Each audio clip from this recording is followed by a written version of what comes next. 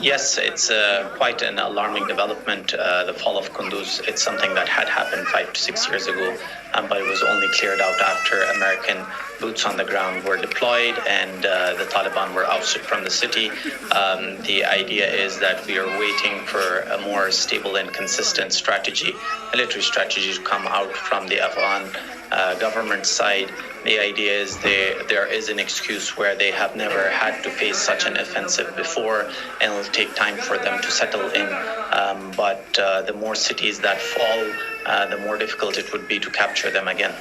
A large city, but it's also a major hub that connects Kabul to the northeastern sections of Afghanistan, with a lot of revenue coming in from there as well. So once you cut off supply routes for basic commodities, it'll become more and more difficult for the people in Kabul to sustain their livelihoods and for the government to not feel the pressure. So the strategy seems to be to cut off and choke off the Afghan government, which seems to be working well for the Taliban so far. Your enemy or the insurgents are garrisoned within cities. Urban warfare is very difficult. That negates a lot of advantages that the Afghan military forces have with regards to heavy artillery and aerial bombing.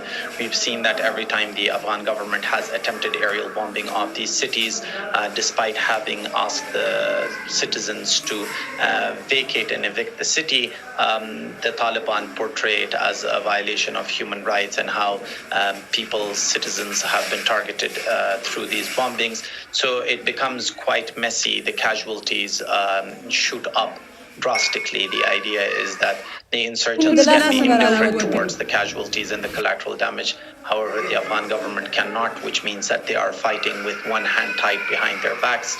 All of those are limitations that the Taliban are using to their advantage, whereas earlier in the districts, the government was happy with the Taliban capturing territory so that their mobility could be negated and the government could hit them harder.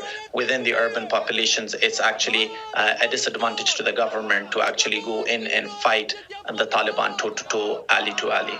Look, I think there's a problem with the approach towards Afghanistan to begin with. One is that tactical bombing, though, might be a short-term solution to push back the Taliban. In the long term, the international community is really trying hard to offer incentives, play the stick and carrot role with the Taliban.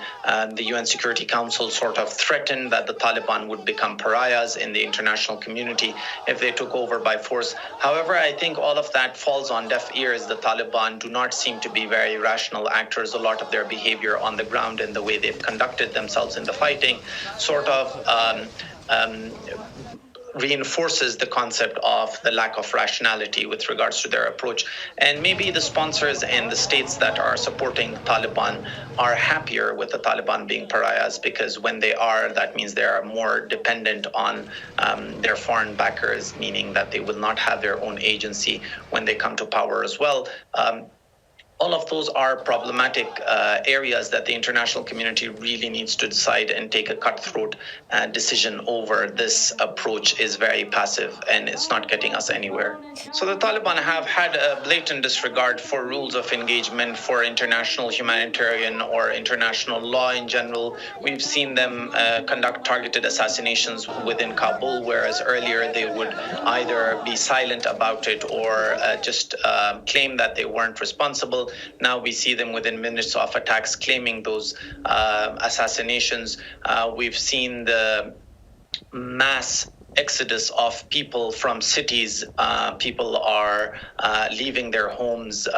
Even now, people from Kunduz have come into Kabul just to seek refuge with their family members. And it's not going to end anytime soon. These people will not have homes. It'll increase the pressure on the major cities. And without actual access from the international community, it's just going to lead up to a large-scale humanitarian crisis. But apparently for the Taliban, the ends justify the means, so all of that is irrelevant as long as their cause is met.